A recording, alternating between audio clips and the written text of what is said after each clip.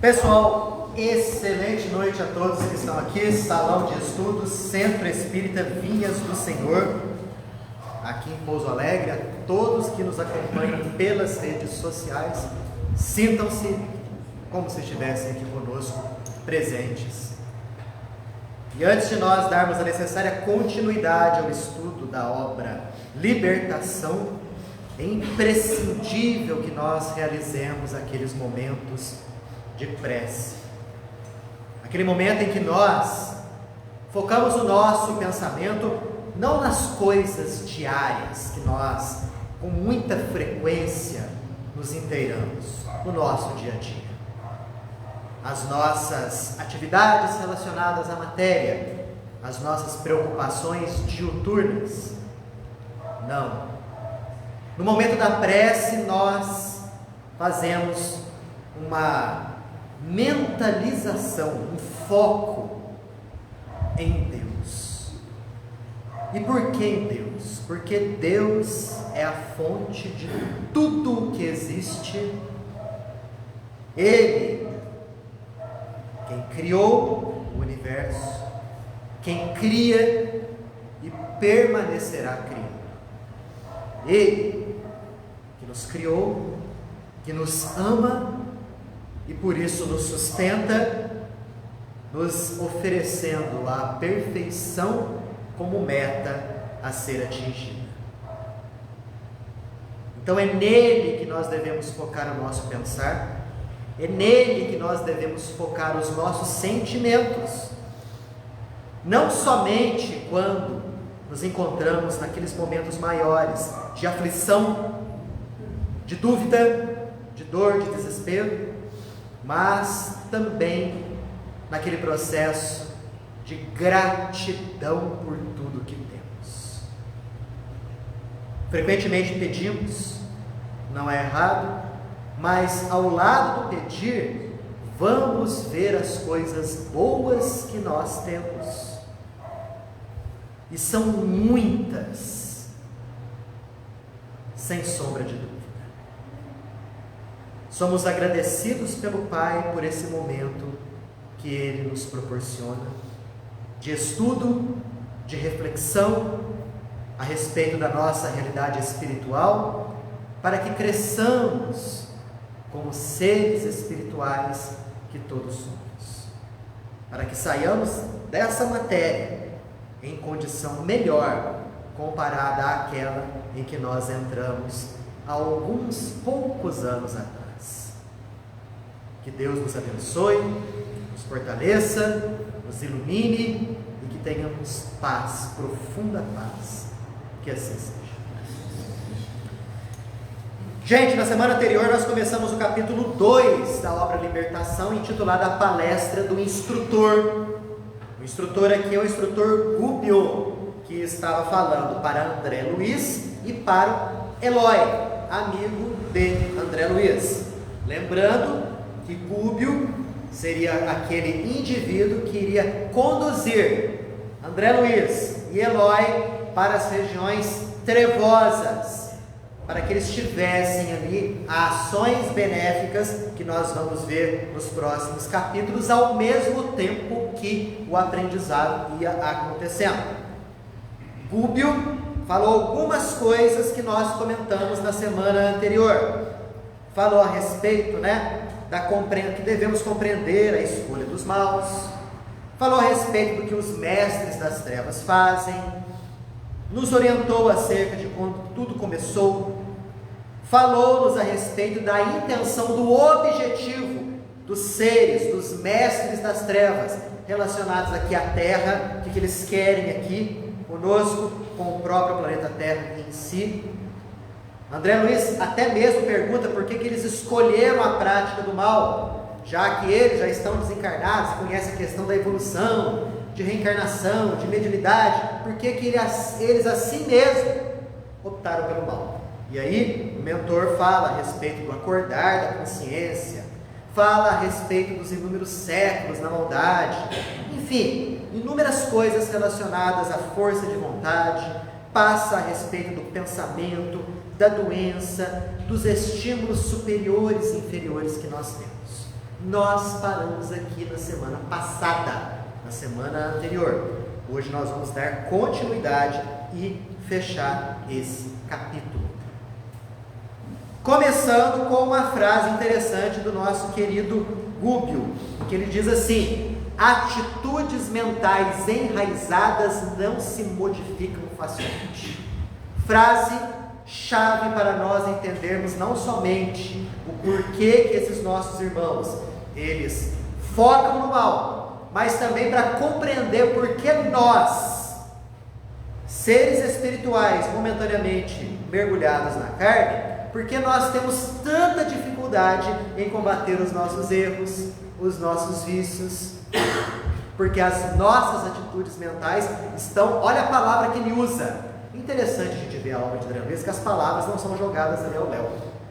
Enraizadas.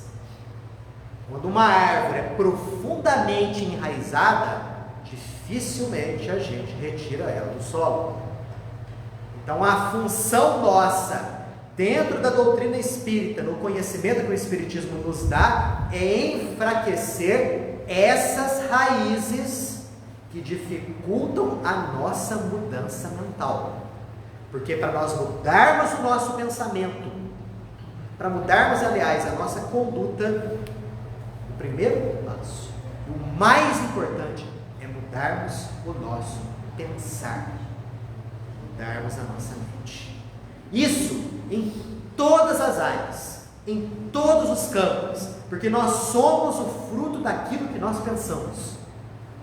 Tudo resume-se no pensamento. Se eu quero combater alguma tendência negativa na minha área, eu tenho que, obviamente, antes de mais nada, mudar o meu pensamento com relação a ele. Então, esses indivíduos, que são os grandes chefes das trevas, os quais o nosso amigo Gubbio fala, se mantêm no mal, porque eles têm uma profunda dificuldade em mudar as suas atitudes mentais. E ele continua: o rei que governa milhares, o condutor que se acostumou a traçar diretrizes férreas, o homem que se habituou a dobrar consciências alheias. Todos esses indivíduos em posição de mando, que dirigem inúmeras pessoas, que governam milhares ou milhões, esses indivíduos, quando desencarnam, quando não executam as suas ações, tendo ali como pano de fundo o cristianismo, a consciência cristã, quando eles usam o poder deles para fins nefastos, para fins negativos, quando eles desencarnam, duas coisas podem acontecer com eles. A primeira coisa, eles simplesmente se perdem na loucura ao desencarnarem, porque utilizaram a sua inteligência enquanto estavam aqui na carne de maneira totalmente negativa. Desencarnam, a loucura toma conta deles, se apossa deles, e assim eles ficam décadas e às vezes séculos nessa condição. É uma condição. A segunda, pasmem, prestem bem atenção aqui, são conservados e respeitados na obra evolutiva do mundo. Estou falando de quem? Estou falando daquele cara, daquele sujeito, daquela pessoa que comandou milhares com vontade férrea, né? Que usou mal o seu poder, que desencarnou, não ficou louco do lado de lá. São aproveitados e conservados na obra evolutiva do mundo. Olha como que Deus age. Por quê? Pelas qualidades apreciáveis e dignas que já conquistaram. A capacidade de governar gente, de orientar, de exercer o poder, de exercer o mando. Queira ou não queira, é uma qualidade desenvolvida. É óbvio que eles utilizaram isso daí para fins nefastos, para fins egoísticos, mas isso é aproveitado por Deus. Embora as paixões violentas que lhes assinalam a vida íntima e são usados, então, por gênios superiores nos serviços de aprimoramento planetário. Olha o que Gubbio está falando para a gente. Que esses seres portadores de uma inteligência vigorosa comandam, quando desencarnam, são utilizados na obra do Doutor. Nos serviços de aprimoramento planetário, em que vigiam e reajustam os mais fracos, sendo vigiados e reajustados pelos mais fortes, e assim, gradual e imperceptivelmente, são convertidos ao supremo bem. Vou falar uma coisa para vocês: os grandes chefes das trevas sabem disso, porque quando questionados, eles falam justamente isso, que eles são colocados ali justamente para poder exercer com mão de ferro o governo sobre milhares de indivíduos mais fracos e mais empobrecidos mentalmente do que eles próprios. Eles são aproveitados na obra de regeneração.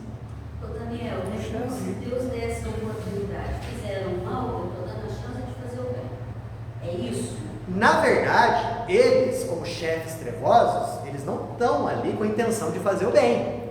Lá, eles executam as funções deles do mesmo jeito que eles executavam aqui, com mão de ferro, castigando, torturando, né, querendo ser obedecidos.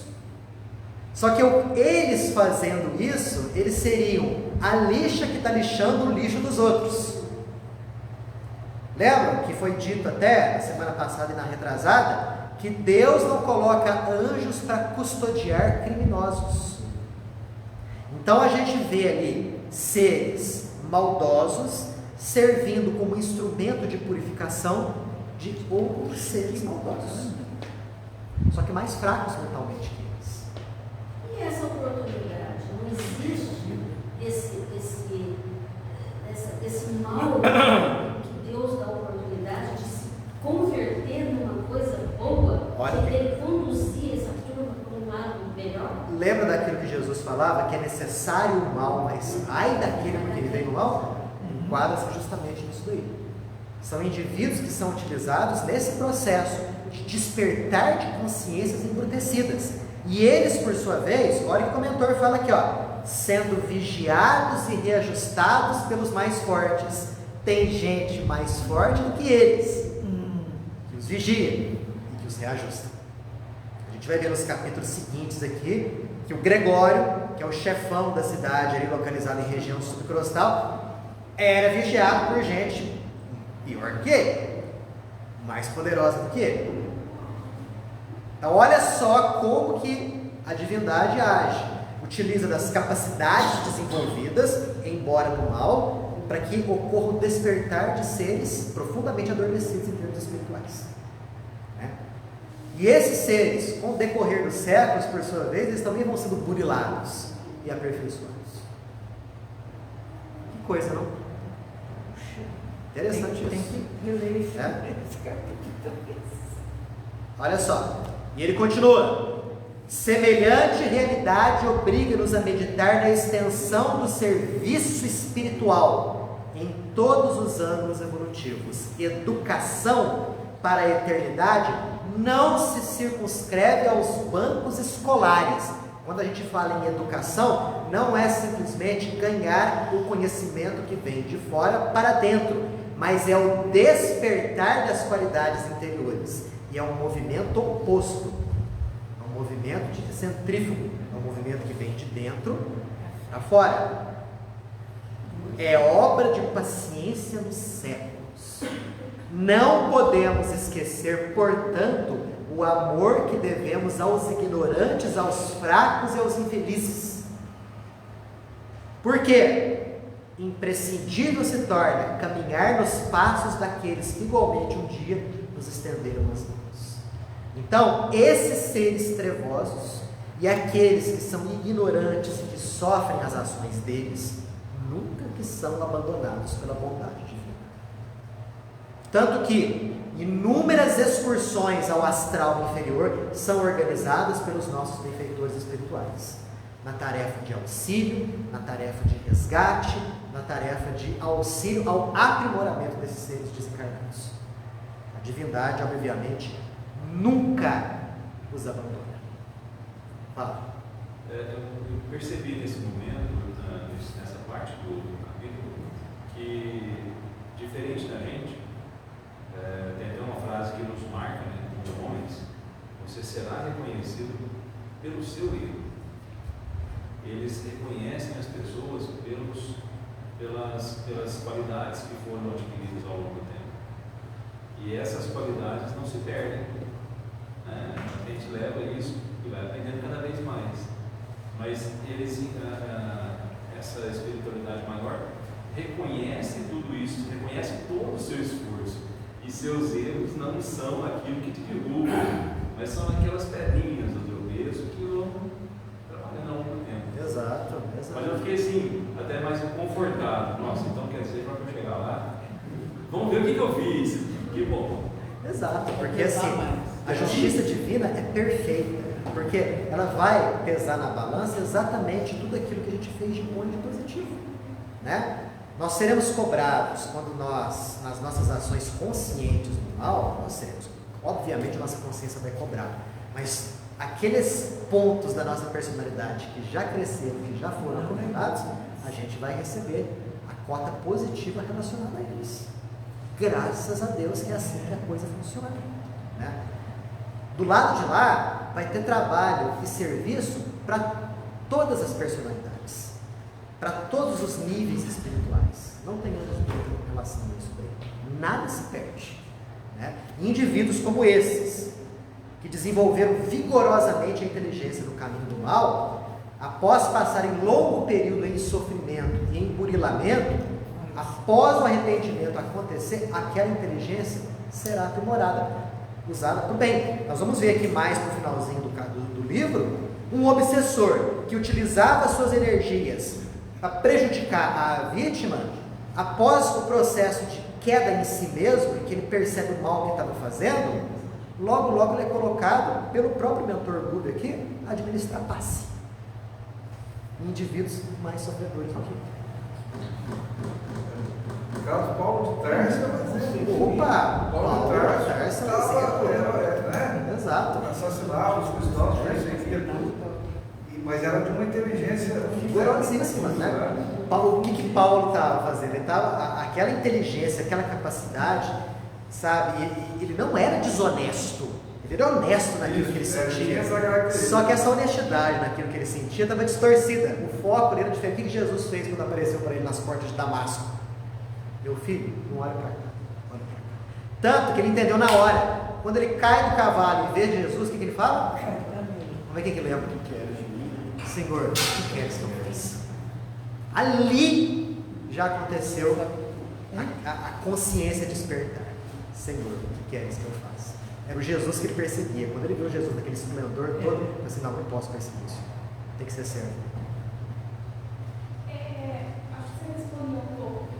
Nos momentos que nessa situação você vai se despertar aquele caminho ruim, que ele vai ser conduzido, como que esse despertar dessa consciência, ou são os benfeitores que vêm, sempre são eles, ali por si, sem a presença dos benfeitores, em que circunstância consegue se reposicionar para isso? Aqui não dá, mas Assim, o que acontece é o seguinte. ou perdido, não sei.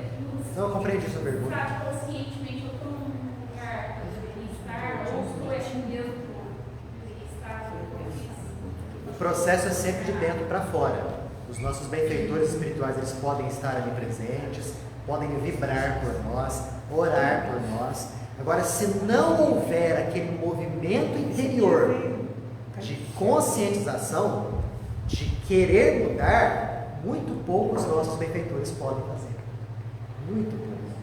Então, talvez sejam necessários para inúmeras almas séculos e séculos de situações difíceis e dolorosas nos planos espirituais inferiores, para que, através do sofrimento, ele possa amolecer o coração e aí sim, ele ficar em termos energéticos, apto a receber as energias positivas e o amparo dos benfeitores espirituais. E a gente também aqui encarnado podemos emanar uma energia. Perfeito, pessoas, perfeito. Que atingem também. Exatamente, exatamente. Mas se não houver por parte deles uma movimentação positiva nesse sentido de querer mudar, eles vão ficar totalmente impermeáveis a essa ação. É a questão do passe. Da pessoa que vai tomar o passe não está sintonizada com aquele momento, está pensando em outra coisa. Não vai receber.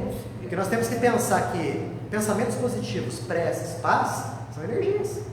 Energia é formada por onda. E a onda, ela tem que vibrar na mesma frequência da outra, a fim de que haja uma influência. Tem que estar sintonizado. Então é assim que a coisa funciona. Às vezes são necessários muito tempo de burilamento de seres maldosos e ignorantes sendo lapidados por outros seres maldosos e ignorantes, até que o amor nasça no interior deles e redima todo mundo. Sabe será quanto tempo? O melhor exemplo é o André Luiz. Melhor exemplo é André Luiz, ficou quase 8 anos no Brau. O Walter não se arrependeu, a mãe dele não conseguiu processar. Não, o Clarencio ficou lá, vira e mexe, o Clarencio estava do lado dele, mas ele não via, ele não sentia. Precisou aqueles anos todos a fim de amolecer o coração e ele decidir se arrepender. O arrependimento é fundamental. É o primeiro passo. Foi só um segundo. Foi só um segundo. Exatamente. O Daniel, uma pergunta: esses seres líderes que estão lá, exercem a liderança ainda, com as mãos no pé, assim como faz aqui no nosso mundo, né? Tem essa qualidade.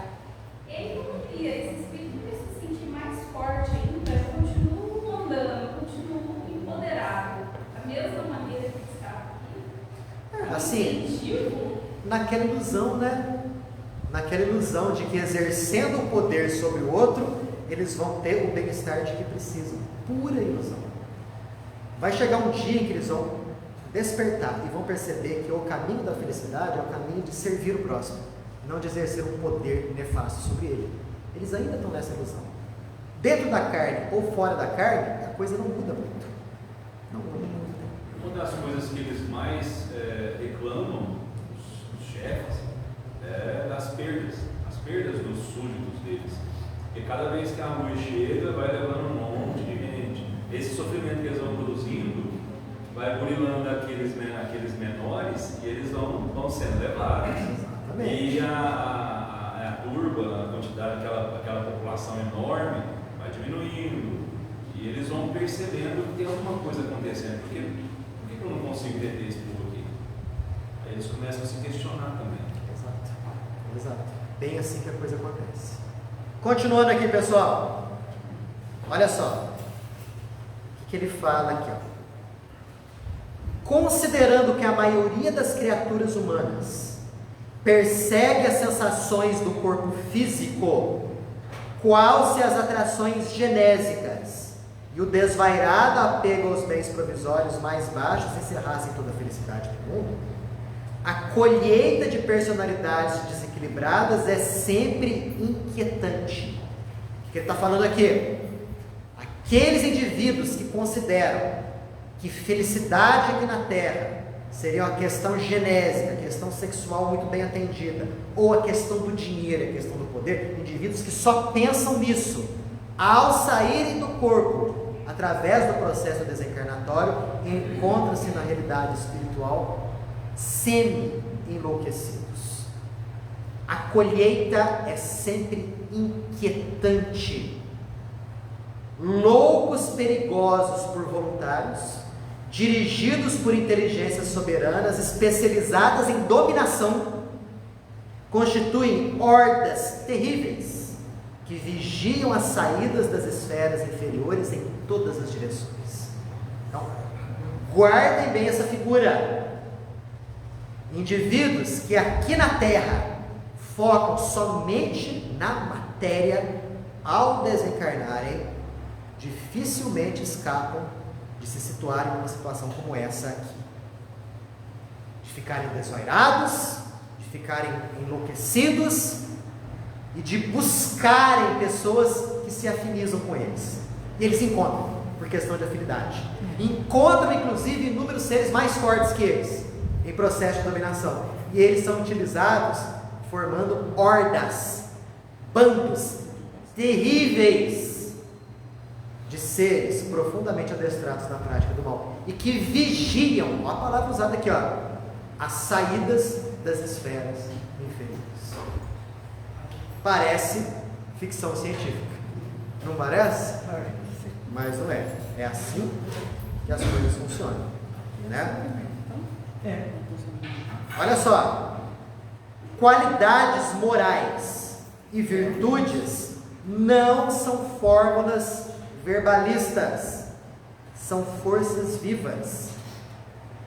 Personalidades que se apegam ao exterior, achando que a religião vai proporcionar uma salvação, simplesmente pelo fato do indivíduo exercer algumas funções externas, são indivíduos que estão no processo de se auto-enganarem. Guardemos isso na cabeça. A religião serve a fim de que o indivíduo desperte qualidades superiores em si. Então é um processo único e intransferível. Ninguém, pessoa nenhuma nesse mundo, é dotada do poder de fazer com que o outro evolua, de fazer com que o outro cresça. Jesus mesmo falou isso para a gente. Aquele que quiser me seguir, pelo menos, negue-se a si mesmo, pegue a sua cruz e me siga. Então, às vezes, nós ficamos meio que iludidos e acomodados, achando que aquele indivíduo da religião tal detém o poder e que ele vai te conduzir a um paraíso celestial. Seja ele padre, seja ele pastor, seja ele médium ou dirigente espírita. Nós costumamos terceirizar as nossas responsabilidades para essa pessoa. E aí a gente faz práticas exteriores. Quais seriam as práticas exteriores? Aquelas que nós conhecemos nas outras religiões, que são respeitáveis, e que infelizmente talvez nós também estejamos adotando no meio espírita, achando que basta a frequência numa casa espírita, 1 ou 2 dias da semana, basta tomar alguns passes ali, você está zerado no que diz respeito a compromissos, e teu lugar em nosso lar está garantido. Estão vendo como que a coisa muda? Somente de nome, mas no fundo tudo fica igualzinho. Enquanto o católico pensa que basta seguir alguns sacramentos e cumprir que o local no céu está garantido, tem muito espírita que pensa que basta frequentar o centro, assistir uma palestra ou outra e tomar o passe que o lugar em nosso lar está garantido. Você só muda o nome, mas a essência é a mesma. E está errado. Os dois lados estão errados. Porque o que vale não é o ato exterior, embora respeitável. O que vale é o que a religião está fazendo dentro de você, em qualquer religião. Os ensinamentos espíritas estão te renovando? Essa é a pergunta que você tem que fazer para si mesmo. O que eu sei já de reencarnação, de mediunidade, de lei de causa e efeito, de evolução, isso está surtindo efeito no meu comportamento? Isso está fazendo a minha mudança de pensamento acontecer? Isso está fazendo as minhas palavras serem diferentes? O meu trato com o semelhante melhorar? É aí é que está. Esse é o ponto. É uma autoavaliação que nós temos que fazer diariamente. E aqui eu não estou falando do processo de angelização por geração espontânea, que não é assim. Nós não viramos anjos de um dia para o outro. É um processo de burilamento que levará milênios, mas a gente tem que avançar. Nem que seja 1 milímetro por dia, mas a gente tem. Porque se a gente ficar apegado no externo, olha o que acontece. Após perder abençoados anos no campo didático da esfera carnal, enredados em conflitos deploráveis, erram, cansadas, revoltadas pelo astral inferior, sendo arrebanhados pelo primeiro bando de entidades viciosas que lhes garantem a continuidade de aventura em prazeres fictícios. Isso é pesado. O que está falando aqui? O sujeito que só vibrou para a matéria, ao desencarnar, dificilmente vai ficar livre de ser arrebanhado por esses seres e ser aproveitado de diversas formas nessas hordas do astral inferior. Estou falando daqueles que só pensam na matéria, que só querem a matéria, aqueles que prejudicam seu semelhante para conseguir os prazeres que bem desejam. Quando eu falo prazeres aqui, são os prazeres normais do corpo físico, são os prazeres do poder, são os prazeres que o dinheiro proporciona. Tem gente que pensa que a vida é só isso e esquece o semelhante. Estou falando dessas pessoas, pelo amor de Deus, tá? Arrebanhados por hordas de espíritos que querem lhe garantir prazeres fictícios continuadamente. Formam associações enormes e compactas, com base nas emanações da crosta do mundo, onde milhões de homens e de mulheres lhe sustentam a parte energética. Fazem vida coletiva provisória, a força de sugarem as energias da residência dos irmãos encarnados. Compreenderam isso? Seres profundamente apegados ao prazer material desencarnam esse prazer na mente deles. Aí eles são arrebanhados por essas hordas aí dos astrais inferiores. E eles se mantêm, eles se sustentam, eles se alimentam de quem? Das emanações energéticas dos encarnados. Ele é mais específico ainda: sugarem as energias da residência dos irmãos encarnados. Quem nós estamos chamando para morar conosco nas nossas casas? Falando em termos espirituais. Quem? Não é difícil saber. Basta ver qual é o nível normal e comum dos nossos pensamentos. Porque o pensamento atrai. Não é a palavra, é o pensamento. Aí a gente vai ver quem está conosco à mesa, se alimentando conosco, através das emanações dos alimentos. Quem está conosco quando nós dormimos, quando estamos lá com os nossos parceiros, com as nossas parceiras, quando nós estamos assistindo os filmes, quando estamos usando o celular, quando estamos usando a internet. Quem é a nossa companhia espiritual? Depende daquilo que você está fazendo, depende do teu pensamento comum. Não é difícil compreender isso. Que basta mudar o pensamento que você muda a companhia que você tem. Por isso que ele fala aqui, a criatura racional não se eximirá à responsabilidade, se o perseguidor invisível, aos olhos terrestres, erige agrupamentos para o culto sistemático, a revolta e o egoísmo. Ou seja, se os desencarnados, eles só têm por objetivo os prazeres egoísticos, mando, poder, emanações da carne, o homem encarnado garante-lhe a obra nefasta pela fuga constante às obrigações divinas. Esses nossos irmãos desarvorados do lado de lá, só assim se encontram, porque encontram em nós base de apoio para as ações deles. Por isso que em um processo obsessivo, nunca nós no meio espírita podemos achar que o obsessor é o culpado, é o carrasco, e o encarnado é a pobre vítima desamparada e indefesa. Existe ali uma associação de forças enraizadas talvez num pretérito longínquo. E a gente não mente não.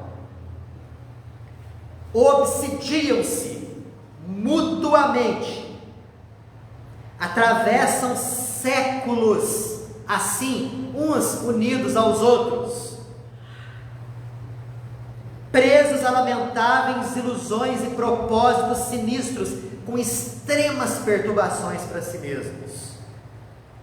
Olha essa frase aqui: há milhões de almas terrestres que não se afastaram da crosta terrestre há mais de 10.000 anos. Então há indivíduos que desencarnam, não vão para planos espirituais, ficam aqui na Terra, passam uma temporada na contraparte espiritual aqui da crosta, nas zonas umbralinas da crosta, e dali mesmo reencarnam, vivem na carne, depois desencarnam, permanecem aqui na crosta. Gente, tem milhões de almas que fazem isso há mais de 10.000 anos. Desencarnam inconscientes do que aconteceu a elas, e talvez reencarnam inconscientes do processo reencarnatório. Estão entendendo porque às vezes é tão difícil para uma pessoa entender a realidade da reencarnação e da vida após a morte? Porque talvez essas pessoas façam parte desse grupo que desencarna, reencarna, sem terem noção do que está acontecendo, totalmente focadas no paraíso que a crosta terrestre lhes é aos outros.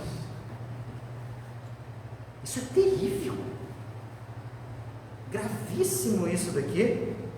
Ele continua: recapitulam individual e coletivamente lições multimilenárias, ou seja, não aprendem, a lição aparece para eles de novo, aí não aprende, a lição aparece para eles de novo, recapitulam. Vocês já imaginaram você ter que estudar e passar novamente pelas mesmas coisas durante 10.000 anos? Não são 10 anos, são 10.000 anos.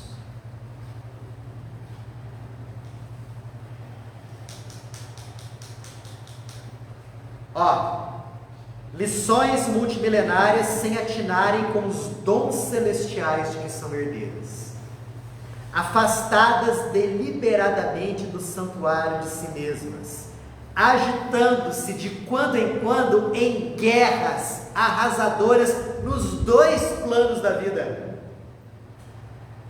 Então, se acontecem guerras enquanto estamos na carne, acontecem guerras também na contraparte espiritual. No plano espiritual também acontece guerra. E não é muito exagerado a gente falar que as guerras daqui são inspiradas pelas guerras de lá, pelos seres de lá. A gente pergunta: nossa, até quando isso vai, né? Até o indivíduo cansar, até aquela pessoa esgotar aquela taça de fel que eles fazem questão de ingerir. Porque a partir desse momento em que ele cair em si, lembra da parábola do filho pródigo? Estão lembrados? A parábola do filho pródigo é uma ilustração perfeita do processo evolutivo do ser humano. Lembram que aquele filho pegou uma parte da herança e mudou para uma cidade distante? Gastou tudo na farra, ficou pobre, passou fome. De repente alguém deu um emprego para ele, ele ficava com inveja daquilo que dava para os porcos comer, as alfarrobas que davam para os porcos comer. Daquele sofrimento todo, ele, puxa, eu era feliz na casa do meu pai, não sabia. Decide voltar. Então esse momento da volta do filho pródigo é aquele momento espiritual em que nós despertamos para a nossa realidade espiritual, em que nós percebemos que existe uma herança divina que nós esquecemos e que está ali presente. Tanto que o pai recebe o filho pródigo como? Com açoite nas mãos? Não. Com chinelo na mão? Não. Com Braços abertos, com anel. Lhe dá um anel, tudo. uma roupa bonita. Matem, não é mesmo? Os bois mais cevados. Vamos fazer uma festa, porque o meu filho era morto e viveu. O que ele queria falar a respeito disso? O morto, aquele morto espiritual. São esses milhões de seres que estão há milhares de anos reencarnando, desencarnando, reencarnando, desencarnando, sem ter ideia do que eles são, que são espíritos, que são imortais e que têm que caminhar numa perfeição espiritual.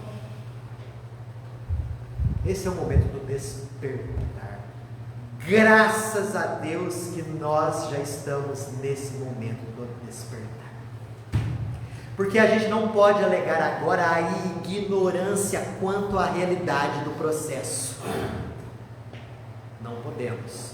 Talvez estivéssemos fazendo parte desses bandos de milhões de seres aí, reencarnando e desencarnando há 5, 6, 7, 10 mil anos, e cansados do sofrimento, de repente veio o despertar. Não somos seres redimidos, não somos seres angelicais, temos muita sombra e muita treva ainda dentro de nós, que são o simbolismo ainda das nossas imperfeições multimilenárias, mas pelo menos estamos naquela posição do filho cuja ficha caiu. Epa, o que eu estou fazendo aqui? O que eu fui fazer da minha vida? Eu era feliz na casa do meu pai, vou voltar para ele.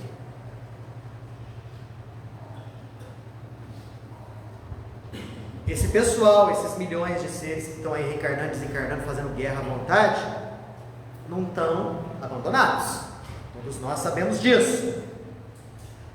Todavia, no fluir e refluir das eras numerosas, os filhos do planeta que se conservam atentos às determinações divinas, tornam ao ambiente escuro do cativeiro que já abandonaram, a fim de ampararem os irmãos ignorantes e desvairados. São as vanguardas do Cristo, nos mais diversos pontos do globo, e aos milhões patrocinados por Ele, operam no amor e na renúncia, avançando dificilmente humanidade adentro, enfrentando ofensiva incendiária e exterminadora com as bênçãos da luz celeste. Que coisa mais bonita é isso daqui. Nos mostra que ao lado de milhões de seres ainda profundamente enraizados no mal, há outros milhões de seres que já entenderam, que buscam melhorar, e que vira e mexe retornam para cá na terra, para serem aquele fermento que leveda toda a massa. Lembra o que Jesus falou um dia, isso aí? Jesus uma vez falou isso para a gente, que um pouquinho de fermento leveda toda a massa. É o exemplo desses milhões de seres santificados que vai despertar aqueles indivíduos que já estão no ponto de despertar, para serem, entre aspas, salvos. Qual de nós cometeria o absurdo de exigir voo ao balão cativo? A mente humana, enraizada nos interesses mais fortes da Terra, não detém outro símbolo. É verdade. Somos qual? Um balão querendo alçar voo, mas aquele fio nos prende os interesses aqui na Terra. E aí o nosso querido mentor Google encerra esse capítulo 2 falando a respeito disso tudo. Comentários, opiniões, dúvidas? Temos tempinho, 15 minutos ainda.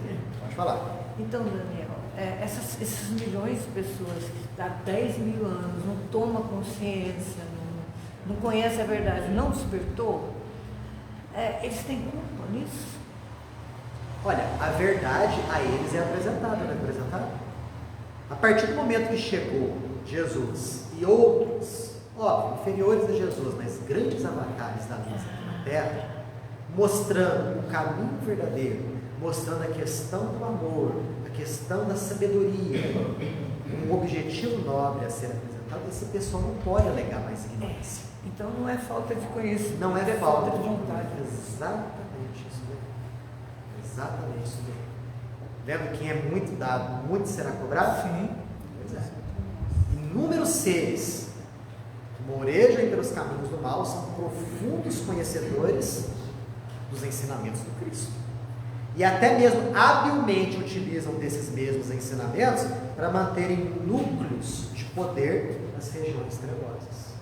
Ô Daniel, são esses espíritos que estão tendo a última chance. Exatamente. Porque eles são virados para outros lugares. Se eles, ao reencarnarem, eles permanecerem nesse mesmo pensamento, nessa mesma ótica, nessa mesma toada aí, ao desencarnarem para cá não voltarão mais. Serão alocados em planetas inferiores, cuja vibração se sintoniza com a vibração deles. Embora avançados no intelecto, moralmente falando, ainda vibram muitos em escala bastante inferior. A inteligência é grande, mas esse lado mal é. Aí nesses planetas eles se sentirão anjos decaídos, indivíduos que estavam no paraíso e decaíram por conta do orgulho, da obstinação do mal. O paraíso, no caso, que eles estão perdendo é a Terra, que é aquilo que a gente sempre fala. Se você for comparar o nosso planeta hoje com o nosso planeta como era na época das cavernas, o nosso planeta é um paraíso. Imagine você voltar a reencarnar num planeta desse nível, onde você não tem roupa, onde você não tem energia elétrica, onde você não tem água quente no chuveiro, você não tem nem chuveiro, não tem nem casa, você tem que encontrar um primeiro buraco ali para se proteger de uma tempestade, um pedaço de pau para não ser devorado por feras. Já imaginaram isso aí? Todo dia tem que sair para caçar para poder. Todo dia sair para caçar para ter um pouquinho ali de comida. Para conquistar uma mulher, você tem que bater nela. Isso daí é a ótica dos planetas inferiores. Já imaginou você voltar nessa condição? Lá dentro do seu interior vai ficar aquele sentimento assim de, nossa, eu perdi. Uma coisa muito boa. Paraíso. Você vai olhar para as estrelas e você vai sentir aquela tristeza, aquela nostalgia. Se você é um daqueles que olha para o céu à noite estrelado e sente uma tristeza de alguma coisa que você não sabe definir bem o que é porque tu és um anjo decaído.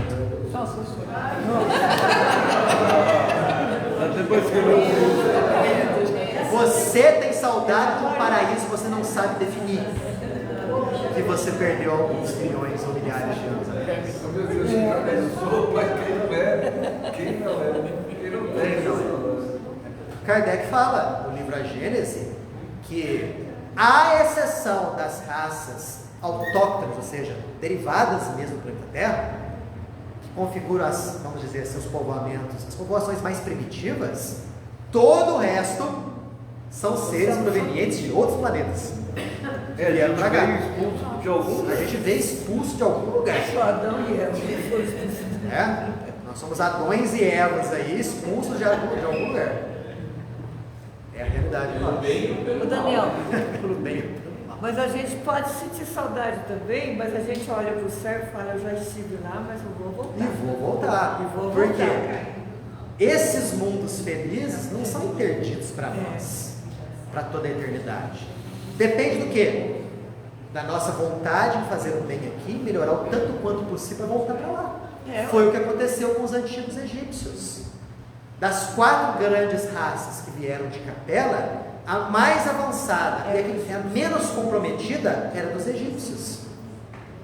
Tanto quando eles estiveram aqui, formaram aquela maravilha toda que se encontra ainda hoje lá, com uma teologia avançadíssima, com conhecimentos de medicina, de astronomia profundos, de espiritualidade. Tiveram aqui durante algumas centenas de anos, pagaram o que tinha que pagar, voltaram para lá. Tanto o que é o Egito hoje, com todo respeito, nada mais do que aquele país ali que sobrevive das glórias do passado, dos monumentos do passado. Até financeiro, né? Até financeiro. Exato. Não evoluíram mais. Por quê? Porque são outros seres. São outros indivíduos. São outras almas que estão ali. Não são as mesmas. Lá tem gente que nem a gente mesmo. que não dá certo. Igual nós mesmo. No livro Exilados da Terra, é narrado o momento onde Jesus falava sobre o ranger de dentes, o choro e o ranger de dentes, em que aqueles seres que foram levados da Terra, que estavam lá reencarnando diversas vezes, no momento da reencarnação, eles ainda na forma humana pediam, choravam, imploravam para não serem encarnados. Era um momento muito difícil e que o autor que narrou aquilo não conseguiu ficar na sala. Porque ele ficou desesperado de ver o desespero daqueles espíritos que, na forma humana, precisavam reencarnar naqueles macacões enormes, aqueles seres brutos, e que iam morrer em questão de dias, ou meses, ou poucos anos. Essa é a ideia. De formas terríveis. A metempsicose. Já ouviu falar, né? O que é a metempsicose? Alguém fala aí. A gente. Uma psicose grande. Em animais. Exatamente isso. É o que é? A metempsicose fala o seguinte: é algo bastante comum na mentalidade, por exemplo, hindu.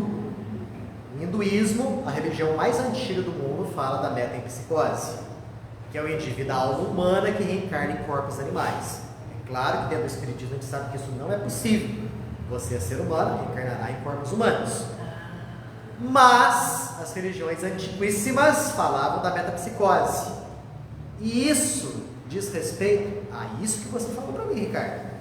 Nada mais é do que aquela intuição de que eles viviam em corpos mais aperfeiçoados no planeta de origem deles e tinham que agora reencarnar em corpos embrutecidos, semelhantes aos animais.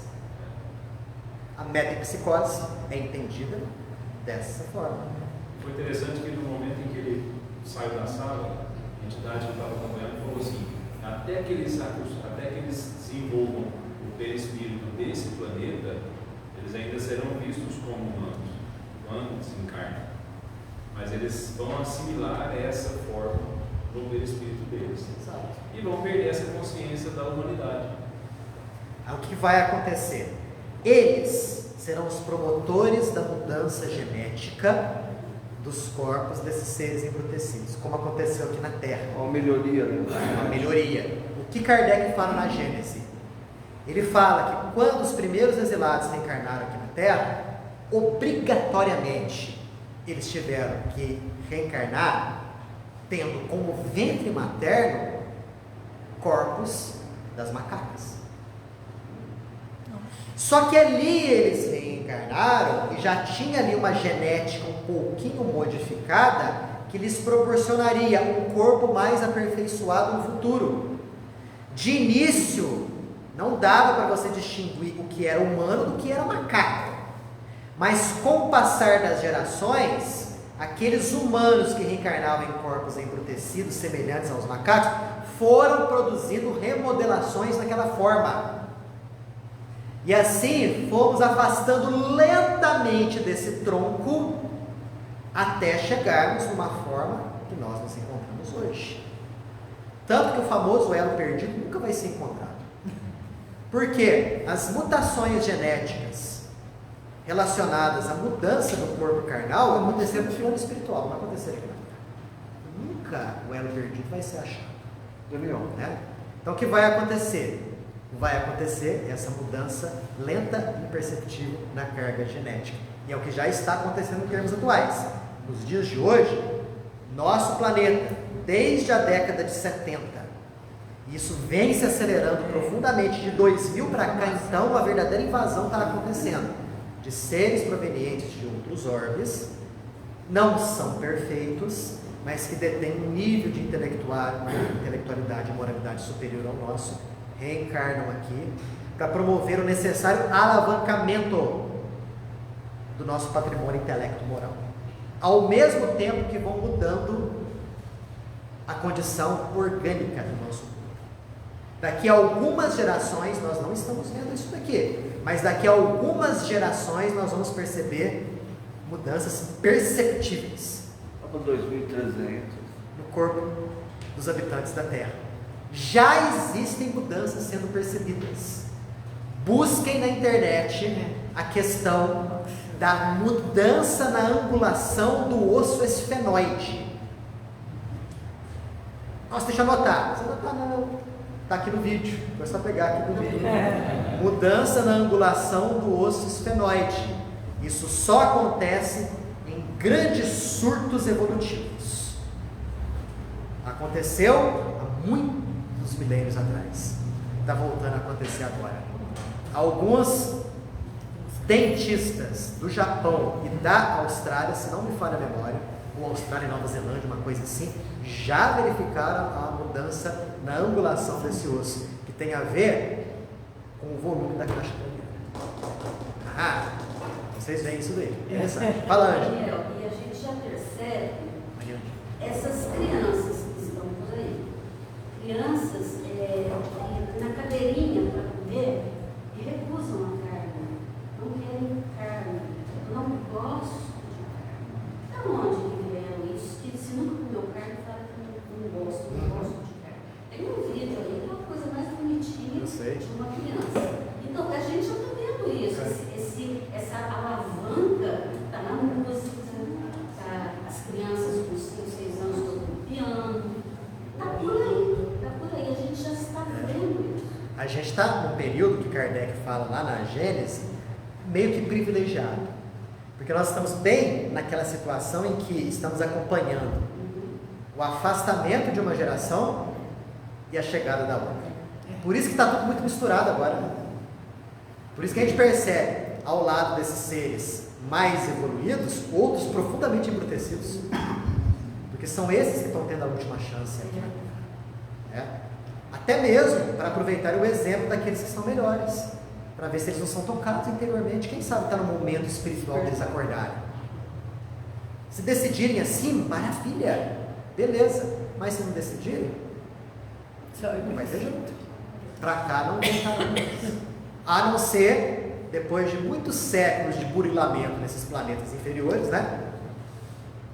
Alguns falam que esse planeta é um Nibiru, sei lá, não sei, tem vários nomes aí, né? Hercólogos, tantos nomes.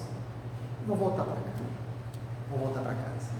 Fala. Daniel, essa questão que você falou dos habitantes que ficam lá 10 mil anos presos aqui, eles poderiam explicar também esses espíritos que são profundamente ligados a um país, a uma região específica, orgulhosos daquele, não, eu gosto desse lugar aqui, Brasil, qualquer lugar. Pode. Eu estou aqui eu pertenço a essa terra, meio que uma coisa meio simbiótica mesmo.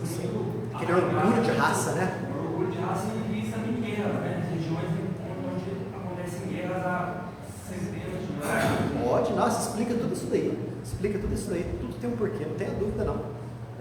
Se eles estão profundamente enraizados na terra, é porque os valores deles estão na terra. Então, é aquela montanha, é aquele rio, é aquela região, é aquela linguagem. Não é fácil de circular isso. Exato. Perfeito. Inclusive, há aqueles que não reencarnam mesmo há milhares de anos. Porque aqui a gente está falando desses 10 mil anos, aqueles que reencarnam, desencarnam, tá? Mas tem aqueles que há milhares de anos não reencarnam. Quando eles reencarnam, eles têm dificuldade até mesmo em desenvolver a linguagem.